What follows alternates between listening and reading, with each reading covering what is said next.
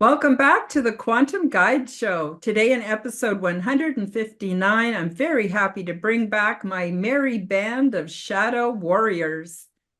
Ryan Patrick Burns is the creator of the popular podcast Hero Paranormal, and he has done extensive research on the Uintah Basin and the mysterious Skinwalker Ranch.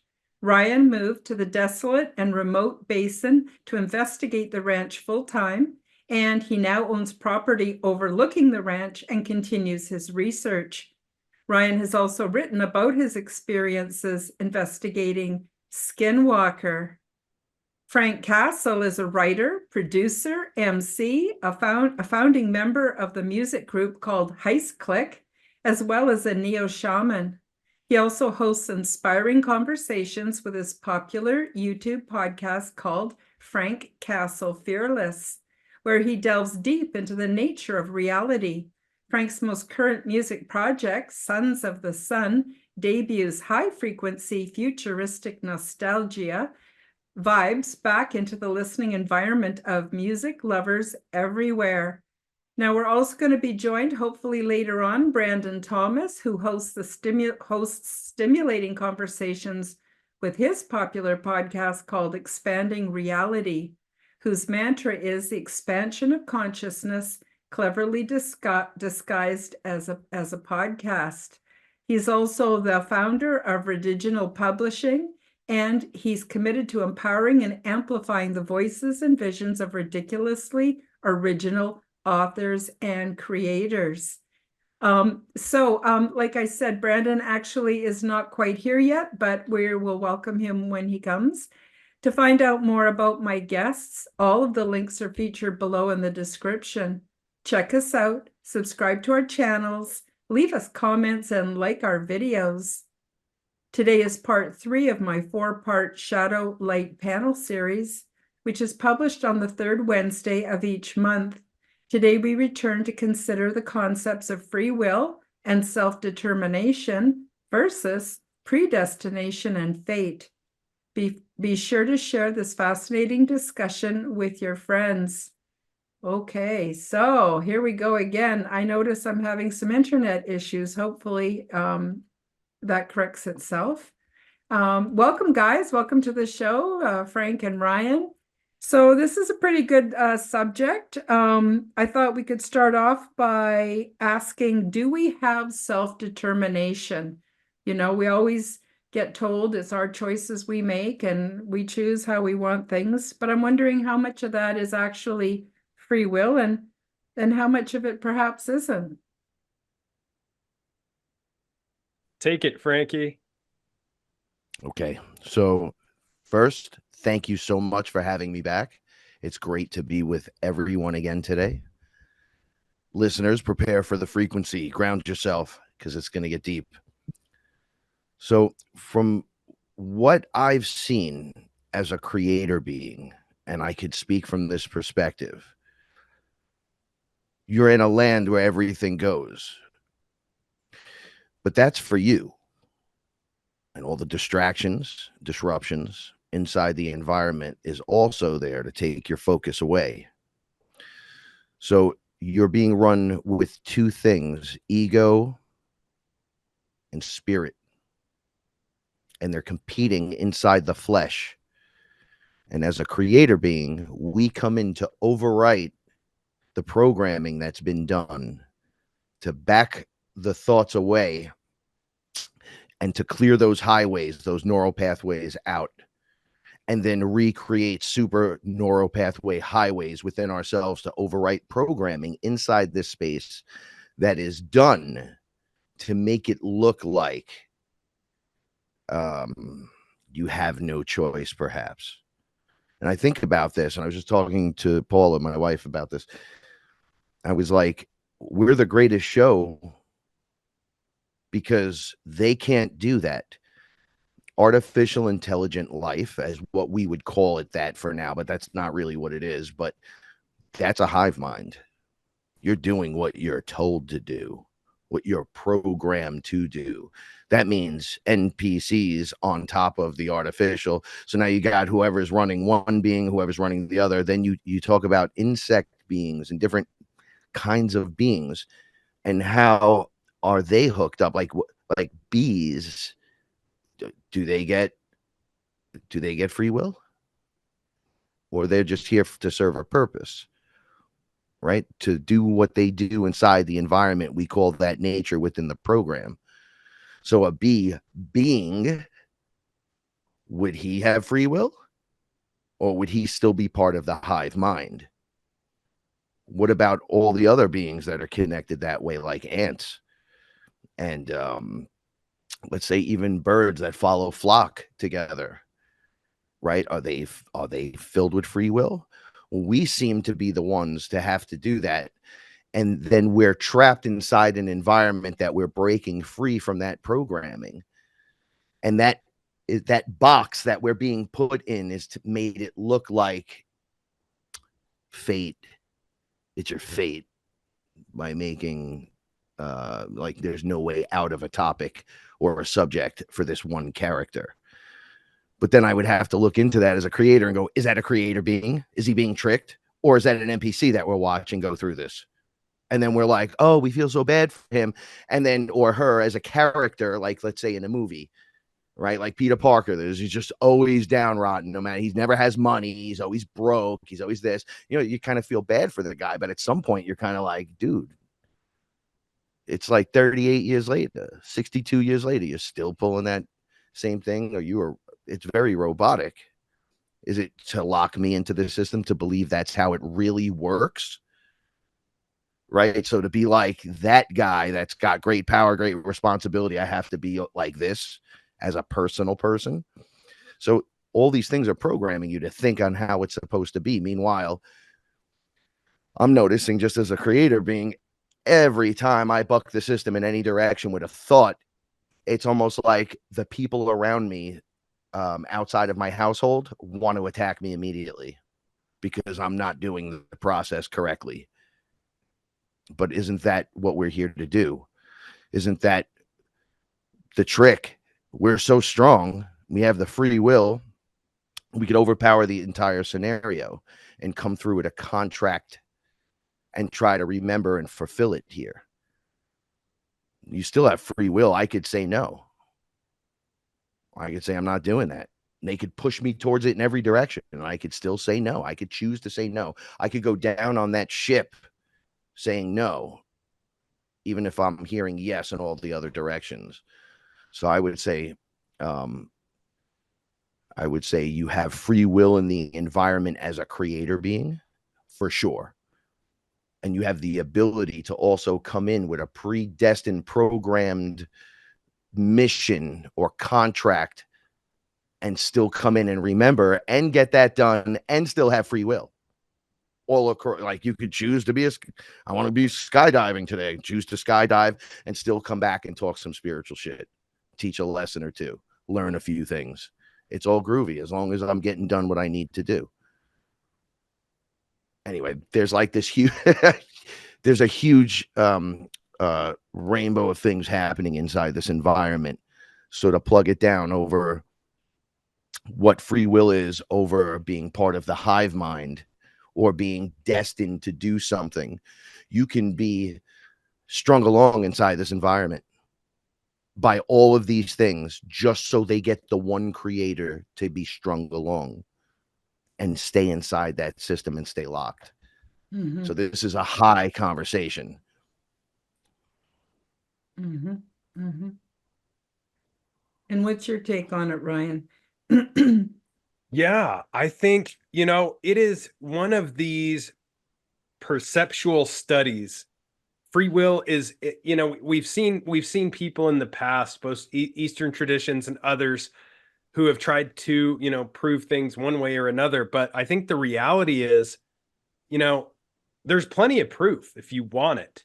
But I think all suffering begins with wanting, right? And if there's anything that has an objective ontology for the experiencer, it's the near-death experience, which shares a lot of attributes with psychedelics, because let's face it, that's also along the same vein.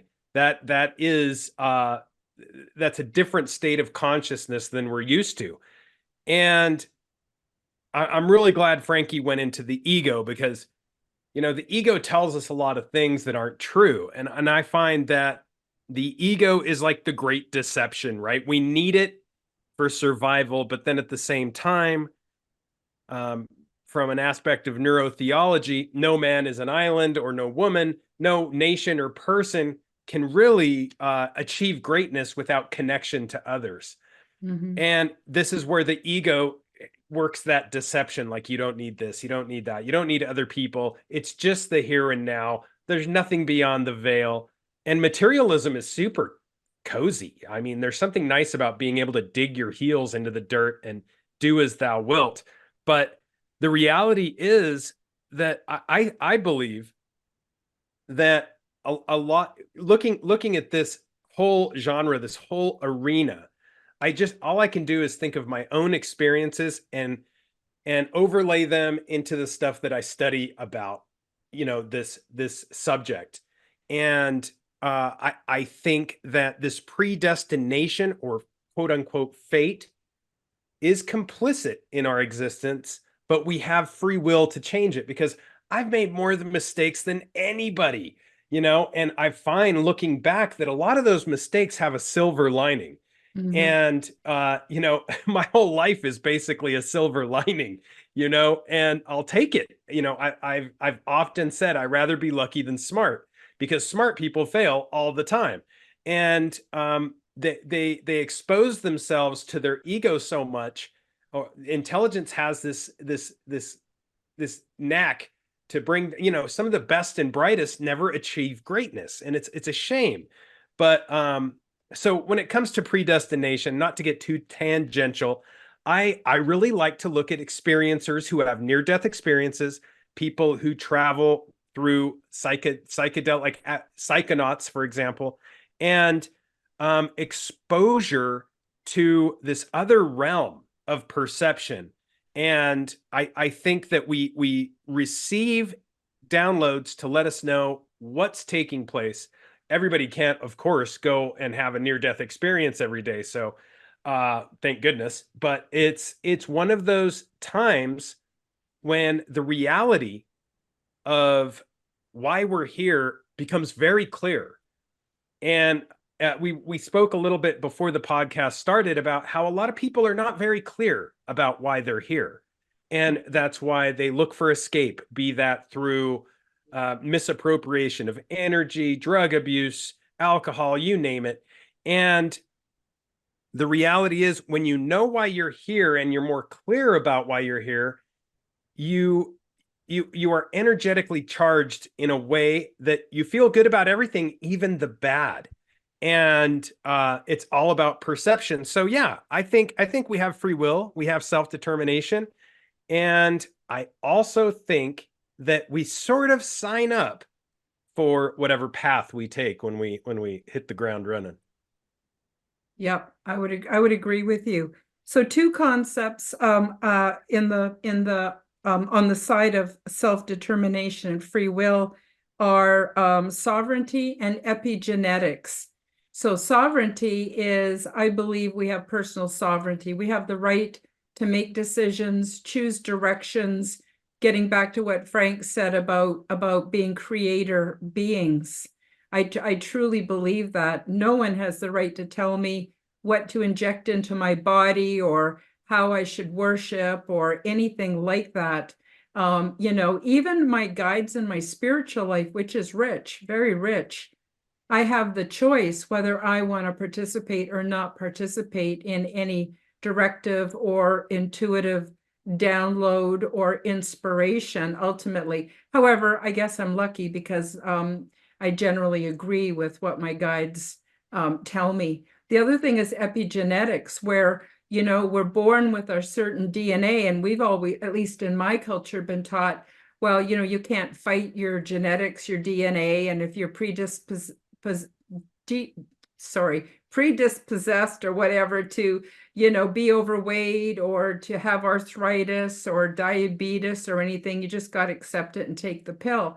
Well, no, I don't believe that. I think that through our thinking and even our lifestyle, and importantly, what we eat, we can very much affect our genetics, and we can actually just basically, I think, soothe or put to sleep certain aspects and rev up and bring to the fore other aspects of our actual genetics. There's been a lot of science to support that. So I would say, yes, we do have free will, but we're also, we're constrained by the rules and laws of where we live and the rules that are within our culture. And it takes great courage to step outside of that. And I learned, I'm not going to mention too much about it because I don't want this taken down off of YouTube. But, over the last 3 years, what we went through and me making a stand for myself, this is my body, this is my choice, and this is what I am or am not going to do, regardless of the propaganda. It was challenging. It was quite stressful, but I feel really good about the decisions I made, and it taught me that I'm stronger than maybe I think I am. So I would agree that we have free will and self-determination. And I also believe that it's what sets us apart from many of the spiritual beings who may not have the type of freedom that we have, which would invoke some jealousy, and some are not very mature. Unfortunately, if they're created that way and stuck in that, I don't know what to say about that, except maybe it sucks to be them. But, hopefully there's enough of us exercising our free will that we can give good lessons, not just to the physical realm, but even the metaphysical or paranormal realm. All of this is just overlays on top of our own system, and they're just watching because we're in the flesh, so we're interacting with this environment within this space. And you'll be on the other side, you and me, before we came here, and we'll go, oh, look at how easy that is. Why don't they just do this? I can do that. On that, there's a level of us doing that, and then we jump in, and you have every sense that your body gives off and the environment around you, and all of a sudden there's amnesia and all kinds of other things happening. There's doubt and fatigue and hunger and pestilence and all kinds of crazy things happening around you. People telling you no, you can't do that, right? And all of a sudden you're sucked right in. So there's a point where I argue with my guides all day, right? I'm like, you're not here, right? That hurts when that happens. It's like, well, you got to pick yourself up by your bootstraps. Yeah, but it hurts right now. And right now I'm going to cry and complain. And if you don't like it, why are you watching me? Right? This is what I tell them all the time. When you have one of those days where everything goes wrong in the very first part of the day, and you're trying to like not be the way you were about things, and you've been different now, and I could handle things differently, and then it happens again. It's like it cycles through again. It's like, oh, here's that day, and now how are you acting? And then there's your guides watching you, and you feel like the volume is being pumped up. And I'm like, are you guys testing us to see what we can handle? Is that really the test? Is it an emotional bandwidth, energetic, to hit my body, to send into the area to see if I lose my mind of some kind? And then you guys are studying us and they go, well, it is the great experiment. That's their answer. Don't forget that. You're still in the great experiment and you agreed to everything that's happening. So I'm like, interesting. And then you want me to get done what while you're doing this to me? While I'm busy feeding cats and dropping cat food and getting yelled at by people are calling the phone, screaming, mom's having a rough day, the wife is screaming, and then I got to do what spiritually? I have to heal trauma and slay a demon? What? So we've just learned here it's all overlays. Nothing's out there. So when that stuff starts going on, we just ground in and kind of pay attention to the more awareness you have in this space. When those things start happening, you can then break the cycle, because we're cycle breakers, and you can end the fate scenario. Oh, here you're doomed to suffer this over and over unless I what? Change character. We're going to deal with this 100% differently. Then there's your free will right there. we're breaking through layer after layer, doing these amazing things that other beings just can't do. They're tied to the moment. I bring up reptilians sometimes when I talk about this. I've met a reptilian that is just warrior class, right? But he had no purpose because he didn't get it yet. And I'm like, what are you talking about? And they were like, well, now I'm not food all of a sudden. I'm his friend, right? I guess we're both losers. No, I'm not a loser. What's going on with you, bro? And he's like, well, I'm down here talking to the meat. And I'm like, whoa, that's pretty crazy. What's the matter? Well, they haven't assigned me purpose. So I basically, I have nothing. I'm like, you don't want to go sing a song, go dance off in the corner, forget about it. He's like, no. They eventually give him a purpose of standing in front of a doorway, which is the stupidest thing I've ever seen. And this being goes from this depressed being into the happiest. He was so content. I filled with purpose and and he did his thing. And I'm like, wow. So you guys really don't have free will, or you're so tied into that. And that species and how the directive is, what chakras is spinning inside their bodies. Are they using 3 or 7 or 12 or 100 or 1,000? Like, we're using whatever amount there is at the maximum amount. That's the creator being. That's why we're so different. And that's why they love us. They love us, but they hate us, right? They just want to keep us down. They want to make sure that you can't live out your free will, but you think the way the system's set up is like, it's almost like a lotto ticket that you could do it. So it keeps you chugging along the whole time. And then you're like, well, that's how it is. The more things change, the more they stay the same. And they get you trapped in that wheel. You got to come in and plant your feet into the ground and your spiritual roots and dig in and say, not today. Because we have free will. We tell you, you don't tell me. And I tell you that because nature comes with me. One of the weirdest things I've noticed, I don't channel. I only my higher self. I've had moments where I can have Bashar and I can have Abraham, and I was dealing with the two characters. And they were teaching me something, but I was spiritually seeing them in the room. My third eye is open. I can see you there. And as they were both discussing something with me, ayahuasca showed up, Mother Earth, and she said, did anyone ask me? It sounds to me like you all have agendas, and Frank he speaks for me. So you don't get to speak through him because every one of you have agendas. And I noticed this crazy thing going on. No one ever asked permission and stands in their spot and says, no, I am sovereign. I'm going to do what must be done, not what you're telling me and whatever 20-step maneuver you want me to make, right? Including things up to protecting myself in this environment. Not going to happen. When that starts to occur, you free will, but you take full control. You bend fate. You break the chain, break the cycle. It no longer works. You're not doomed and forced to repeat nothing. If you feel at some point that a lot of people are telling you, well, you're doomed to repeat this and that, and you're hearing that and you're aware of that, know that you're here to break that cycle. You can choose right at that moment and go, I don't think so. My wife says all the time when you're dealing with like cancer and stuff and they put out like news to you, like, oh, you have it. In that first like few seconds that they tell you you have it or don't, you win or lose the battle right there. Mm-hmm. If you're like, oh, I guess I got to do this. But if you're like, nah, it's not going to work. She swears to the universe, no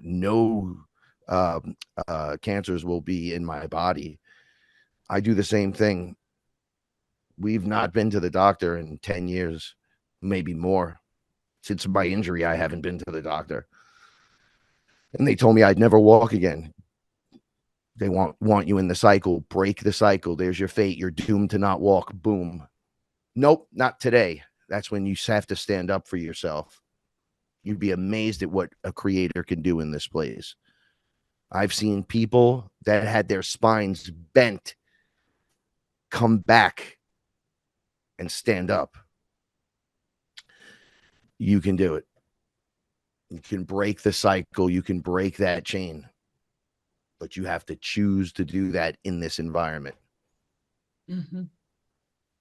Yep, absolutely. I can remember one time I had some cancer symptoms, just the symptoms. And I went to the doctor, she sent me for tests. She called me into her office. She told me I had cancer. I had to go for chemotherapy, radiation. I had to have surgery. There was a long wait list. She had to get me on the wait list right away. And I said to her, "Stop, you're scaring me." And she says, "Well, I'm not trying to scare you. I'm just trying to help you to take care of yourself." I walked out of that office and I never went back. I said to the creator, "You know what? She can't tell me if I'm going to live or die. That's between you and me. So how about if I just floated out there that I have cancer and I don't have cancer, like Schrodinger's cat. You don't open the box, you don't know if the cat's dead or alive, right?" And I started going for long walks and sorting out my shit. And 3 months later, I did keep the appointment to see the surgeon. And he says, "Karen, why are you here? You have no symptoms." They were gone. These were physical symptoms. They were gone. So I'm just trying to reinforce what you said, Frankie. And before I turn it back over to Ryan. I think that's awesome, Karen. And the whole idea of epigenetics, I mean, of course the meat suit matters, right? We kind of talked about this before the podcast again, where, a meat has its place in this reality. And meat matters. It's the ultimate software. Unfortunately, if you have a laptop, you have hardware and software. And of course, the hardware has to be able to satisfy the needs of the software, which is uploaded upon it. But eventually it gets filled up. It's no good. You have to throw it away and replace it. The benefit of the meat suit, or the, epigenetics, if we want to call it that, the objective of the meat is that it's magical in a sense, because it very much has abilities that hardware does not have. This software, this soft suit we wear, has abilities that hardware doesn't have.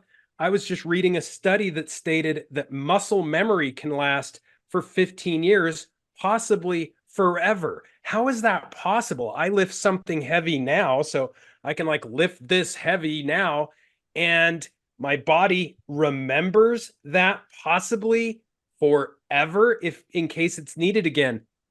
So yeah, epigenetics matter. The gene pool, there's something to what we come with, the suit we are attributed, the vehicle we drive. And it's such a complex dance, between the material and the ethereal. 100% genetics count. However, at the same time, it also depends on other things, like changing, like Frankie said so well, like changing the narrative, right? And switching tracks. Because, for example, you could put an F1 driver in a Prius and me in a Porsche. If I've never driven before, there's a pretty good guarantee that he's going to school me, because he has that memory. And the same is true with epigenetics. Sure, you can change the matrix and the possibilities, but it brings us back to the overall thing we're talking about. And I think reincarnation and the possibility of a lot of these children, who many have studied since the 1920s, who have these extensive recollections of past lives, who are able to do things like, create symphonies or play the piano or do things that they have not practiced yet. Well, there we go. That's an example of, if you have that memory for whatever reason, it's usually because you've done this before. So epigenetics is an amazing, amazing area of study. Mm-hmm. Now, I also want to mention on the other side, there's karma, predestination, and fate. And for the listeners who may not be familiar with these terms, karma is apparently not about reward or punishment. but karma is the logical consequences for everything we have done up till now. And I think that is also carried over to the idea of reincarnation, where, you know, if we went through a life and we made a whole bunch of mistakes and we did not learn, we come back and we have new lessons, hopefully, that will teach us. And I think that's what karma is about. Now, you guys can add what you think of karma in there too. I know for myself, I have always had logical consequences for everything I've done, good and negative. And it's taught me. And for me, there's been the great teacher has been suffering. Suffering, nothing makes me move and shift faster than suffering. I hates to suffer, you know. There's also the idea of predestination, and I'll give you an example of that. I personally believe, although I do believe I have free will, I also believe that I agreed to certain pre-birth agreements that I would come to the earth at this time and I would accomplish certain things. And at one point in my life, when I was faced with seriously considering suicide, I was reminded that actually I had not fulfilled my agreements and that there were other things in store for me. And that came from my angelic experience, which I won't get into today, but it helped put me back on track.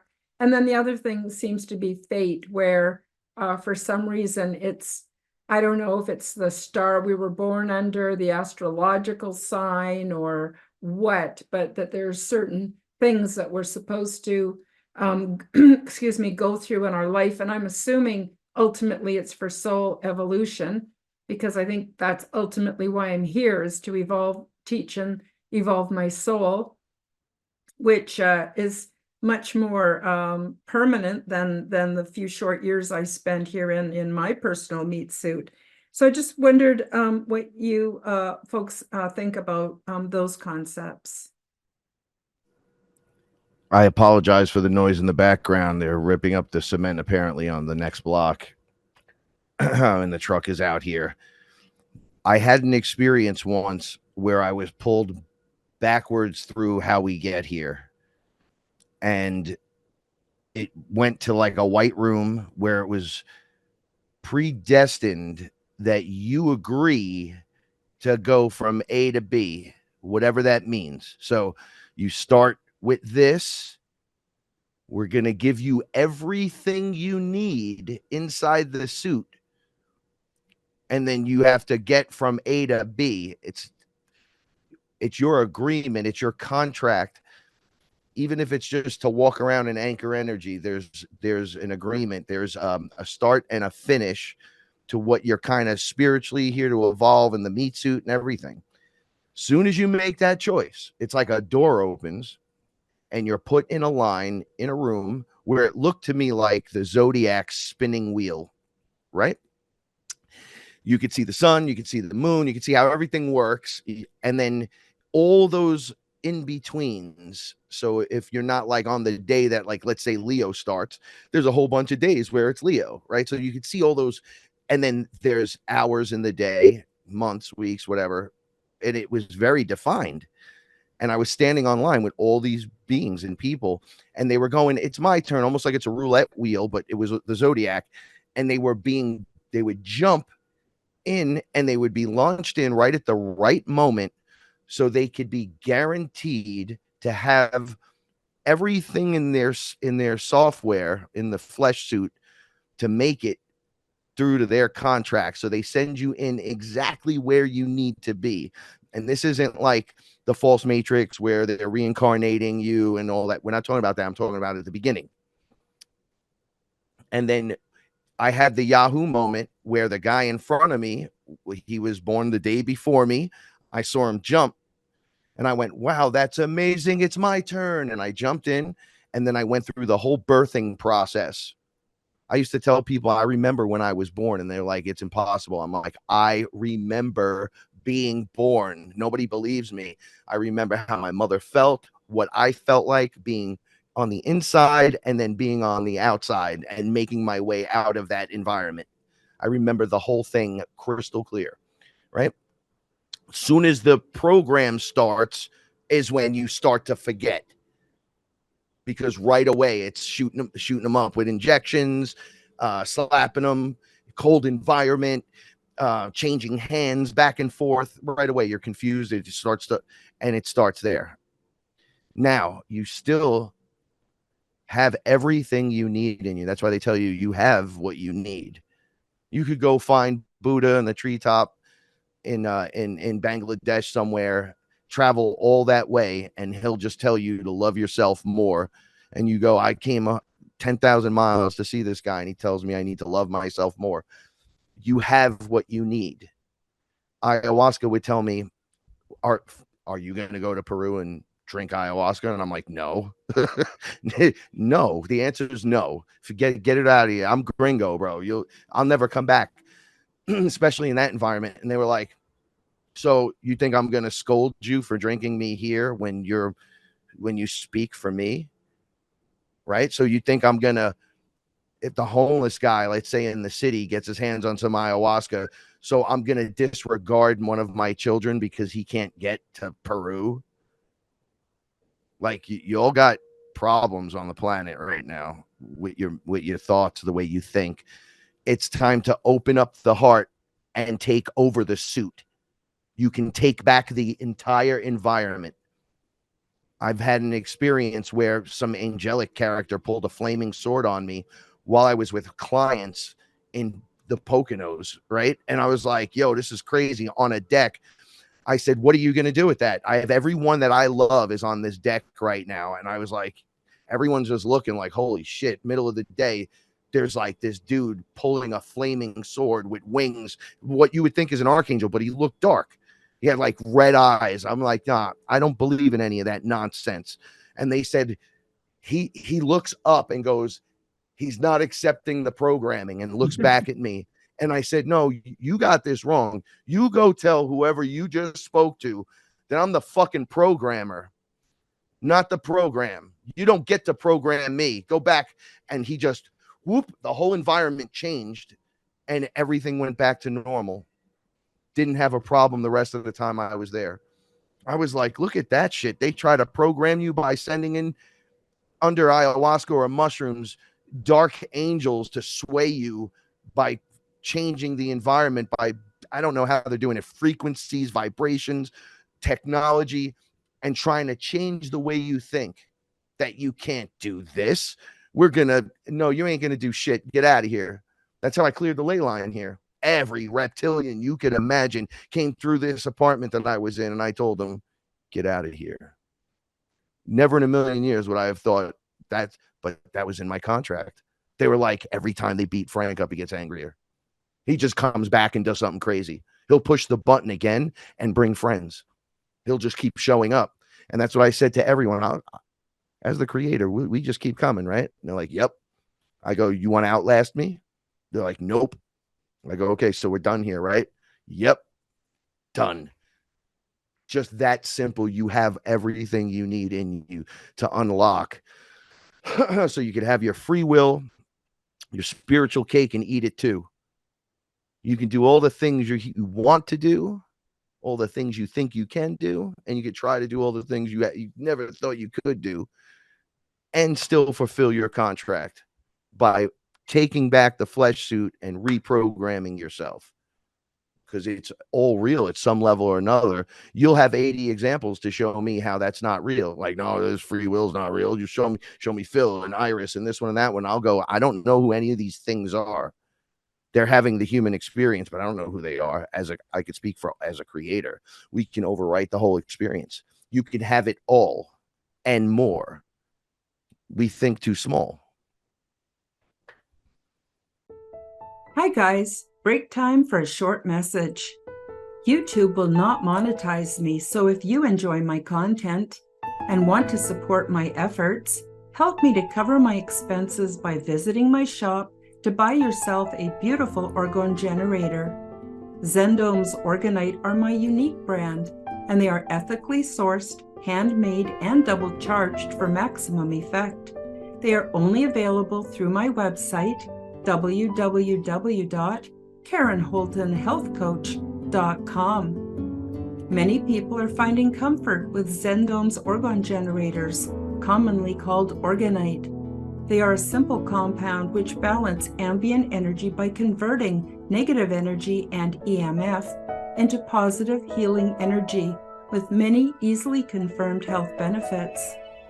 They are a simple compound with alchemic and energetic properties. These devices function as self-driven, continuously operating, highly efficient, negative to positive energy transmutation factories. They help diminish the harmful effects of electromagnetic frequency radiation by attracting and converting negative energies, retuning them into new and more healthful sound and light wave patterns. And they help to purify the atmosphere and accelerate plant growth. They also help stimulate positive mood and are a natural remedy for poor sleep patterns. When orgonite is within range of any corded or wireless electronic device, it will efficiently and continuously transform that energy into orgone as it is being transmitted. This essentially creates orgone energy transmitters out of any and all emitters of harmful negative energy. You can use these devices for focusing the mind, healing, meditation, and for spiritual growth. Zendome's orgonite are my unique brand of orgone generators, and they are only available through my website. Don't be fooled by imitations.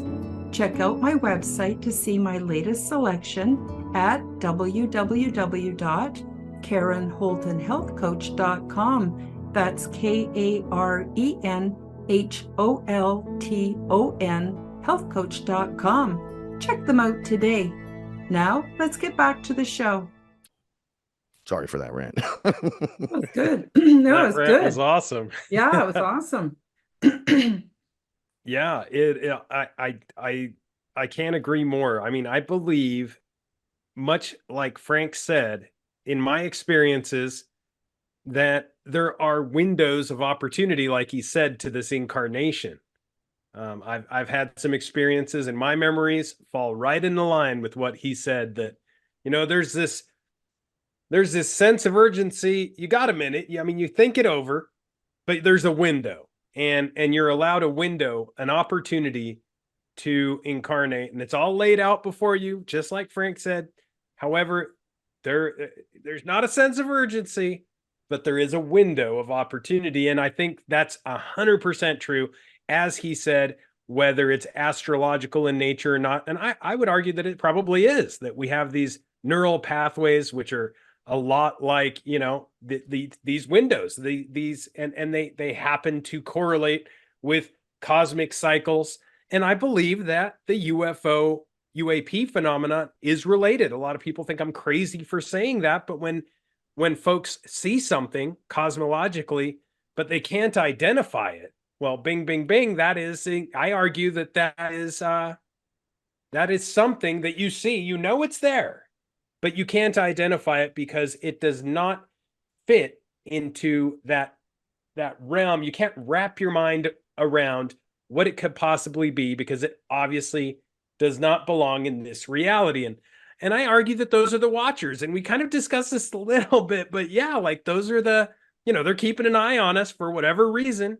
And the Greeks talked about this, you know, how their pantheon of gods seemed to play favorite from time to time, and they would chuckle and have favorites and kind of arrange the puzzle pieces. And I love what Frank said, that he's like, I'm not a puzzle piece to be rearranged. I am not here to be programmed. I'm the programmer. And that is exactly what we have to do, because we hear these things all the time. You know, like, you're never given anything you can't handle. But I argue that we are given slightly more than we believe we can handle on a regular basis. And that's why we're here. And yeah, I think those are great examples, Frank. Frank, that was awesome, man. Mm-hmm. Thank you so much. And I get practical examples for life, just the way parable comes through when you read a Bible verse, but through my own life. It has to be given to me that way so I can see it and observe it.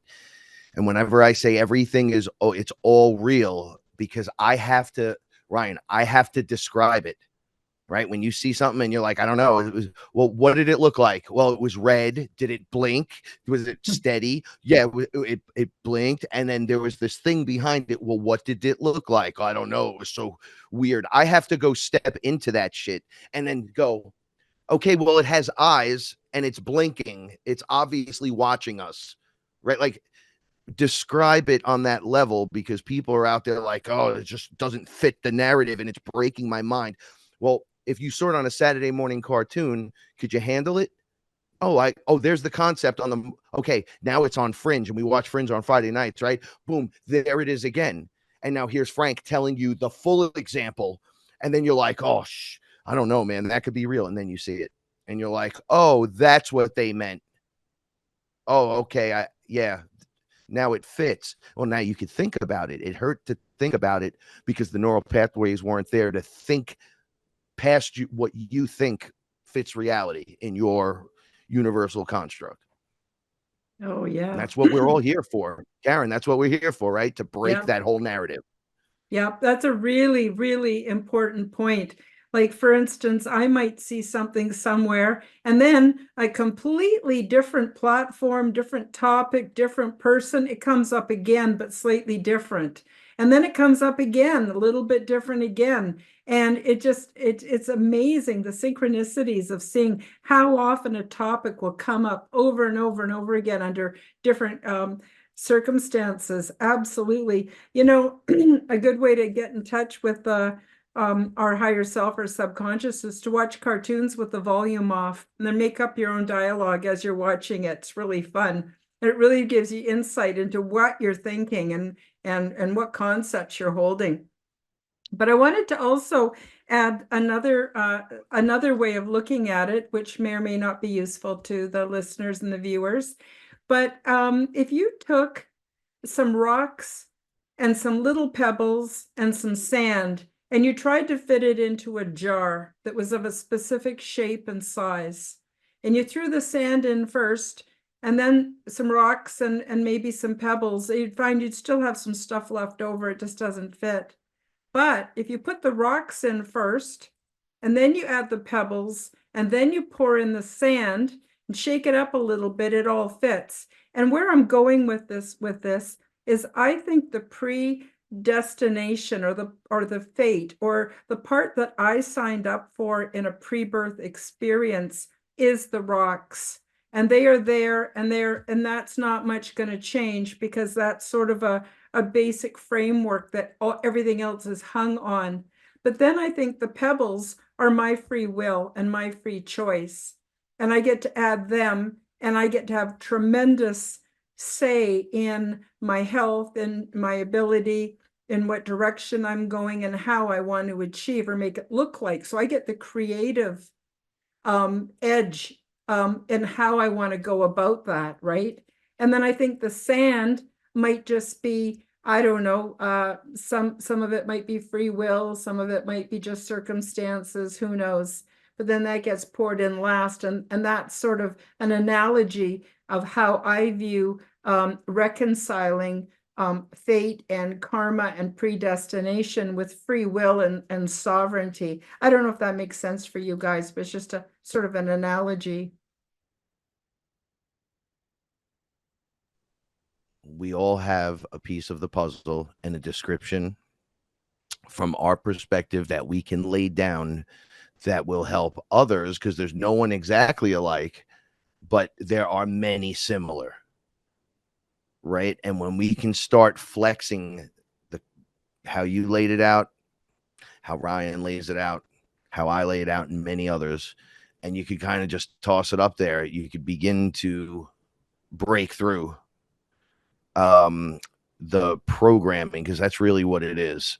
It's always been programming, because the young version of us wouldn't have a problem with many of these things. I realize older me, like when I met Ra the first time, I thought I was going to have a heart attack and literally die. He was coming through a portal in my basement at my grandmother's at like 2 a.m. while I was drinking ayahuasca. It just opened. And then I'm like, oh, this is going to happen. And I heard him. And as he went to come through, there was this light. And then I was like, oh, my heart's going to give out. I don't know what the hell's wrong with me. And he's like, oh, he's like, you know me. I'm your father, right? But your flesh has never seen me since you were little. So you can't handle this frequency because at the time I was at the lowest point. And then the next time, it was like 20 hours later or something, I was able to stand next to him, because you break through the layer and your body absorbs it. It gives you time to rest for a minute. And you're like, what the hell just happened? What was that? Almost like you were kissed from energy. You don't know what happened. You're like, whoa, that felt good. Or like in an environment when you take a deep breath and you like smell that and you're like, wow, that's really nice, right? Think of something more heavier than that. Heavy, where it hits you and you're just like, whoa, that's crazy. So they give you a little tap of it. And then you're like, oh, that ain't so bad, but that, was a little increased. I don't know. And then the next time you could just be in the room with everyone. Right. And karma, I didn't even mention karma, and I'm sorry. It keeps you in bounds inside the environment where you're supposed to have your learning experience, where you're allowed to fail, but failure is just figuring out not the proper way to the success point. So you don't have to look at it as a failure. You can be like, no, that's just not how you do it.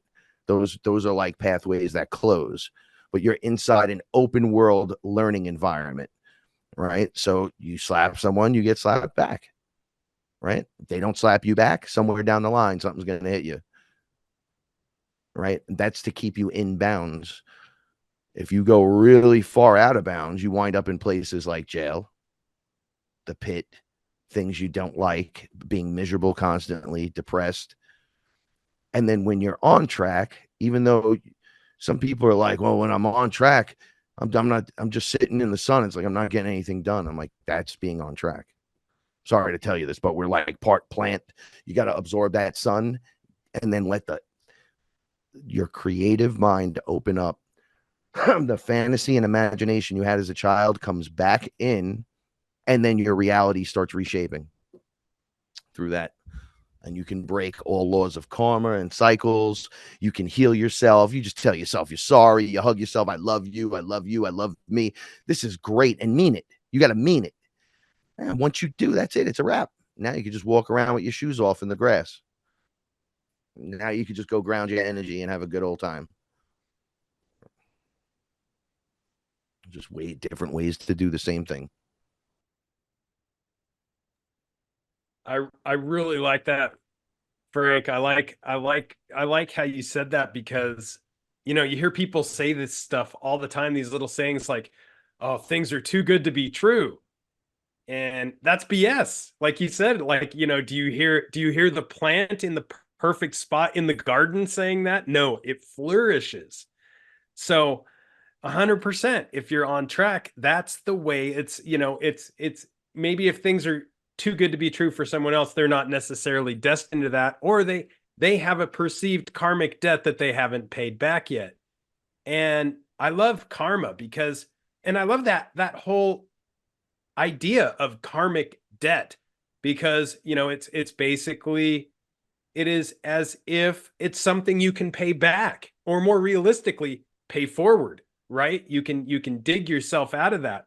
And so many good topics here, Karen, like that, what you said about the sand and the rocks in the jar. I 100% believe that those rocks, like you said, are those soul building blocks, the necessary components. And then they fill in the sand with whatever you want to call it in this meat suit, the junk DNA, or whatever. And even that, the junk DNA, the science I don't agree with, by the way, but like the science of like CRISPR technology, and a lot of the things coming out with some of these groups like Colossal Biosciences and stuff, they're saying, we can, as long as we have those building blocks, that DNA of these creatures that no longer exist, kind of like a Jurassic Park type scenario, we can, as long as we have those building blocks, we can fill in the rest with the filler, the junk DNA. It doesn't matter, like the pig DNA or whatever. And it's, a lot of people ask, well, doesn't that matter? And it's like, not really. A little bit. You're gonna get a few piggy tendencies here and there, but you know, we're gonna have a woolly mammoth. And sure, some of that DNA might be from a pig, but the essential rocks in that jar are those of a woolly mammoth. And I think that's true in this case that we're analyzing, where it's basically making it all fit into a jar that works. And karma is such an important thing, because you know, you find this all the time with a lot of the new age touchy feely, if you just believe it you can achieve it, the secret, all of this stuff. But there's so many truths in that, because what's the one thing, like when I see somebody that's doing that stuff, the one thing that bothers me is, how can they be so positive and yet they're actually manifesting all these things in their life? That's what pisses me off. So it's actually not them I'm angry at. It's myself for not essentially doing the same and believing I can achieve more, or being more open to it, being okay with that too good to be true, or being that plant, like Frankie said, being okay in the sunlight of the spirit. Yep, We hold absolutely. the mirror to each other, right? Isn't that what we're supposed to do? The one that's the example is supposed to show us, and then we throw rocks and boo and rah, rah, rah, and then someone does the work and goes, "Dude, it worked for me. Look, I'm doing it right now. Look." Right? And then all of a sudden things start changing. Well, they've already hung us, set us on fire, buried us alive. They already did all that. Now they're trying to do it this way, whichever way they're doing it today. And now, but this time we break through and win. We've never had this kind of momentum ever. And we are on a universal scheduled clock, right? And some people with karma, they get away with it, right? You're like, how did they get away with it? No, they didn't get away with it. Maybe they made it into the next life. We all do, with a little extra baggage. Oh, we got away with that one. He stole the silver coin. Oh, he stabbed Space Jesus in the back and was like, "Yeah, screw that guy." We all have something. And then we got away with it. We took it all the way here. But now the cycle's over. You got to pay that back. So here it comes. Heal that trauma. Right? And then you get back on track again. But now, like ayahuasca used to send a group of us in time in the past, when rituals were being done, because they were saying to us, ayahuasca was saying, the ritual, if done correctly, will hold a wall of karma back from them, but feed it to you slowly or steadily at the rate they wanted to, depending on the ritual. And I'm like, well, that's not fair. They're like, right. If you disrupt it, though, in all these other timelines in the past, even the slightest thing, it starts reducing that battery strength. And then the karma wall just drops and they have to pay back the karma. Yeah. And now here we all are. And look what's happening in the world. Yeah. I don't know if this fits with the conversation or not, but I want to tell you another experience I had where I was very upset about some of the things going on in the world, especially to children and animals. And it surprises me how many people feel high and mighty because they don't eat animals. Meanwhile, they take pharmaceuticals. When you think about the horror of the animal trials that what animals are put through to create those pharmaceuticals, like really, when you take the big picture, none of us is blameless. But anyway, I was sorry, getting off topic, but I was worrying about the animals and children and war-torn countries where millions of innocent people and families are being devastated. And I just said to my guides, why don't you just step in and take that away or stop it? And they said, well, everything has to work, through its own process. And I said, well, I don't like it. I'm having a hard time with it. So they said, well, Karen, how would you handle it if you wanted somebody to change? Would you punish them? Are you into punishment? Do you think we should come down and punish everybody? Is that what you want? I said, no, I don't think that would work either, because I also believe that there's a lot more than one lifetime.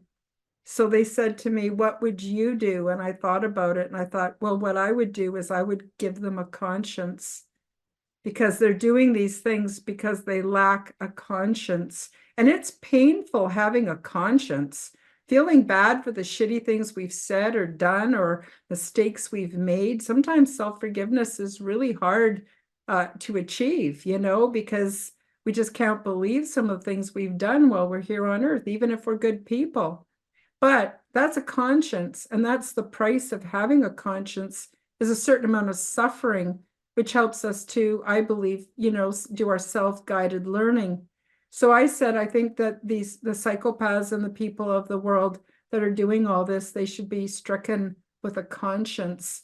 And they didn't say that was in the works or what the plan was, but they kind of said, yep. And that was the end of the conversation. So can you imagine if you had done some horrendous, horrendous things and suddenly you have a full awareness of what you've done and what it felt like for those other people to be on the other side of it? Can you imagine? If I can't live with myself for stupid stuff I've done, how are they going to be able to live with themselves? It's going to be torment. And I wondered if that was perhaps the meaning of the whole concept of hell. I don't know. I don't even know where I'm going with this, but I wonder if you guys have any thoughts about it. I want to just jump in real quick. I had an experience where I was on a sphere with Toth. We were out by the sun amongst other spheres.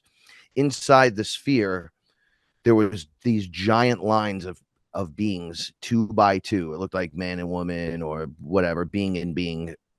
They were representative of their species. And there was a bright white light, almost like a movie theater line. They would walk the 2 beings into the light, and then they would come out and they were crying. I mean, like wailing. You would hear the most terrible screams.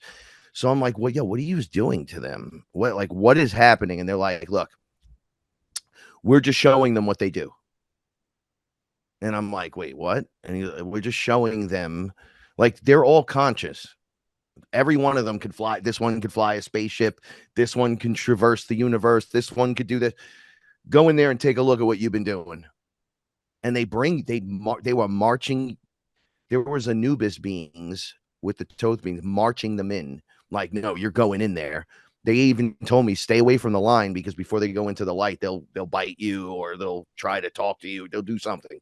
So I was standing on the other side, and as the beings were coming out, I saw 2 raptor beings, and they were like, those guys will eat you and they can fly a spaceship. They were trying to communicate it to me. Like, they're very smart. They came out crying and wanted a hug. And I was like, yo, what is going on? And he's like, we're not doing anything to them. We're just showing them how they act and what they're like. And if you're at this level of intelligence and you're doing what they're doing, maybe you should look at your life. So they were doing that literally to them on the sphere. It's so interesting that you just said that. I would have never thought that. But one thing I'm like, punishment and a fight isn't always the answer, but it is an answer and it does work. But you will, if you defeat your enemy, let's say, and you kill him here, now you're carrying that. And because he's gone, you're probably carrying that into your next life. And I thought we weren't doing that again. We know the rules, right? I didn't bring children onto this planet because they kept taking them from me. So I decided, I can't get my contract done with kids around because I have to do it like this. I need to be that guy, right? And then all of a sudden, boom, right through the front door. So it's very interesting. Punishment isn't maybe the right way, but showing them the error in their ways. Yeah, having them actually really, really get it, what they've done, the impact. Yeah, not just see it. And feel it. intergenerational impact even, And what it does everywhere. I mean, we do it in the environment as well, but there's also there's agreed upon stuff in the scenario that we originally came in with eating certain animals and certain things. Like there's knowledge of that to the program, which is nature. That's why it's mother. Mother Nature, right? So we're working in that program, and she knows about that. But if you start disrespecting the cycle, that's where it gets bad. Like vegans will tell you, oh, you kill all these animals. We don't. I'm like, do you know to get your vegan meal, you have to kill every animal? And then we don't get to eat those animals. We just get to throw them in a fucking ditch. So don't tell me, because it happens across the boards, including the bees. Like, give me a break. Right? When done correctly, like if you need a bison and it feeds the village, take it. Take the slow one. It's there for you to take. But if you take all of them, you're a real piece of shit. And there's no coming back from that one. Right? So there's a balance to this place, and we have not. How do I not follow the balance? I'm Frank. I'm sitting in the house. How do I not follow the balance? Obviously, when you look at your life, you'll see unbalance. You're buying their products. You're paying into this. You believe in this crap. Your awareness to backing out of that is how you win. And then, of course, always voting with your dollar.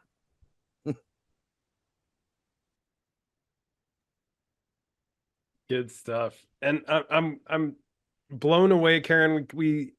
You keep hitting the nail on the head when you talked about like that aspect of hell, right? And I have to draw back to this because I think that a lot of people say life is what you make it, but I think also our own personal hells are what we make them.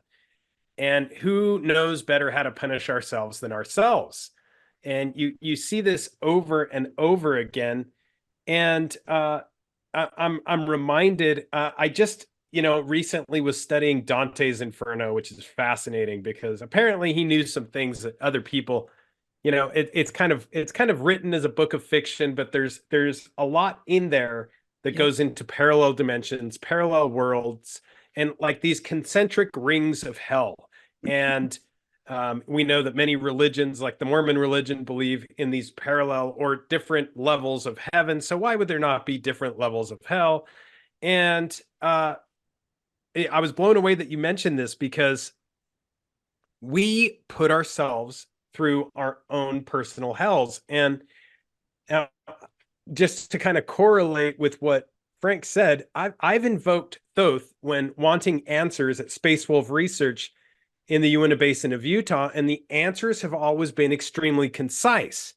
Now, because I'm a human being, and of course I'm always testing the script, I've been told to do certain things, but in typical human behavior, at times I'll say, well, maybe I shouldn't do exactly what, let me just test this out. Maybe that shiny entity that I saw, in a meditational state that came down and told me what to do. Maybe they don't really know what they're talking about. Maybe I just do a little experiment of my own. And every time the consequences are horrendous. And I realized, my gosh, I was told exactly, what to do. And in my toddler-like naivety, like believing that I can test, when I'm anyway, every time I am corresponded with hideous results if I don't believe what I just asked for. I'm literally there asking for the information. I'm told what I want, and then I go against it for absolutely no reason other than to just be, I guess, human, and burned every time. So yeah, I get it. And when it comes to hell, I could see that there are parallel dimensions in everything, specifically even hell. And we often, have people say, well, this has to be hell. This material world has to be hell because there seems to be this advanced working knowledge of this, and maybe the creator God is like this absentee landlord, and we have this demiurge that's in charge of the material plane. Call him Satan or what you will. And you have to ask yourself, if that's the case, if we are dealing with like middle to lower management here, that's still pretty striking. And if anything, this shouldn't disappoint or depress us. This should make us more like amazed at the fact that if this is middle to lower management that we're dealing with here, just imagine, what else is just beyond the veil. So anyway, pretty cool topics. I love talking about this stuff. Yeah, me too. Me too. And I would have to say also, Ryan, that I've been doing a lot of research lately into the ancient Vedics, the in India, the old temples and the meanings from and the teachings from these old temples. And as old as history goes, there has been stories about these basically very similar to Dante's Inferno, these other hells. And ultimately, I think that we can create heaven and we can create hell here on earth. Choose well, get wise and learn and choose well. And I'm not saying it's perfect all the time. I've been through some troubled times, I've been through some good times, and everything's always changing all the time anyway. Ultimately, I think it's for my learning experience. Now we're coming to the end of the show, but before we go, I want to give you each a few minutes to sum things up, or if you have any messages for the listeners and the viewers, or anything you want to say, now's a good time to do it. Frank, do you have anything you want to say? I always have something to say. First, thank you for having us again. This has been an amazing experience. The more I'm here with everyone, the more I am just building a fantastic foundation for myself, even, which then I put everything into good use around me. So it reflects outwardly. It's like a giant power up each time. That's why I tell people, here's the frequency, prepare for it. Now ground in, because here it comes. And if you put this into play in your life, things are going to start working out much, much better.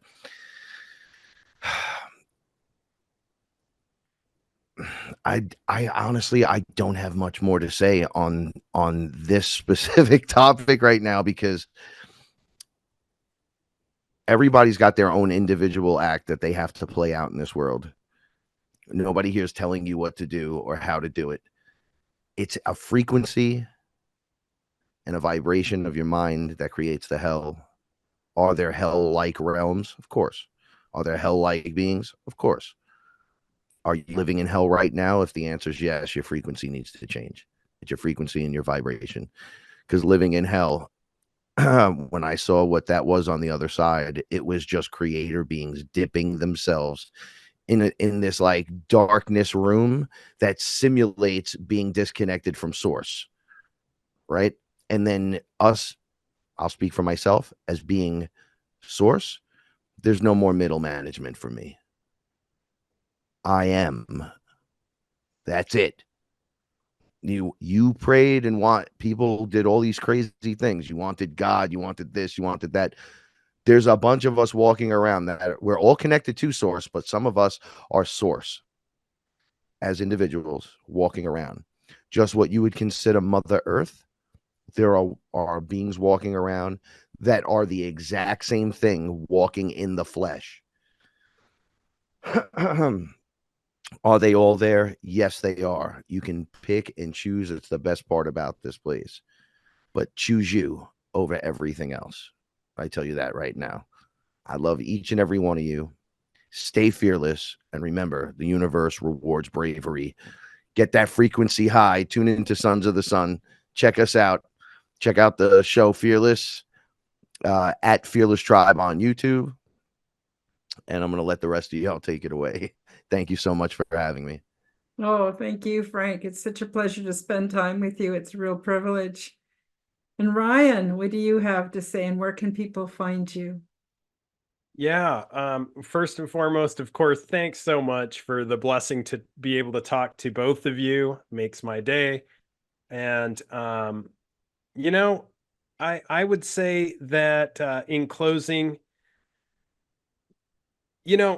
when I have a couple toddlers, and when you relay a punishment to them for something they've done, no matter what that punishment is, it seems completely outside the bounds of what they believe they have done or the way they believe they should be punished, no matter what it is. So, you know, for a split second, I thought, why don't I ask them how they think they should be punished? And, you know, being little humans, the look in their eyes when you ask them that for a split second, it reminds me of like what that fact that we just spoke about. Like, we know that we punish ourselves harder than anybody else can. And for a split second, when I see their eyes, when I ask them that question, it's like, whoa. And then whatever punishment, however, menial it is, seems to be like no big deal to them when I allow them to think for just a moment. How would you punish yourself? Then all of a sudden, having a 15-second timeout in the corner is not a big deal. So, yeah, I would say just be very aware of your personal ascension and also be aware of how you personally punish yourself. And anybody can get a hold of me. I'm on YouTube. You can watch the podcast Hero Paranormal is what it is on YouTube, or you can go to heroparanormal.com. Yeah, I'm just very blessed to have been able to talk to you both. It's always very enlightening. Yeah, I appreciate you both so much. It's too bad Brandon couldn't come last minute today. Maybe next month. Next month will be part 4, the final, the final part in the series. And I'm looking forward to having you both again. And it's funny you mentioned about your kids. When my kids were kids, it didn't matter what age, I would always ask them how they thought they should punish themselves for something they had done wrong. And they always would give me these ridiculous, harsh punishments. And I would always say, well, no, I'm not going to ground you for 2 weeks, but I will ground you for 3 days, or whatever. And then I never looked like the bad guy. I always looked like I was like really benevolent mother, right? Worked out perfect. But anyway, yeah, so everybody out there, I want to thank you all for listening and for viewing. Please like and comment and share this video with your friends. Please do check out Frankie Fearless and Ryan Burns, Hero Paranormal. You're just going to find so much amazing content. And I guess that's it for today. And we'll wish you all the best, send you much love. And we'll say bye-bye for now on the Quantum Guide Show. Thank you for joining me for the Quantum Guide Show. Become the change that you wish to see in the world. Subscribe to my YouTube and other channels at Karen Holton TV. Click the like button, leave me a comment, and share this podcast with your friends. Check out my website at www.KarenHoltonHealthCoach.com to see my free resources and amazing products and services. All the links will be in the description below. As part of the Forbidden Knowledge Network, you will find the Quantum Guide Show with Karen Holton and also the Aliens and Angels podcast on all audio platforms. Until next time, keep up the good work.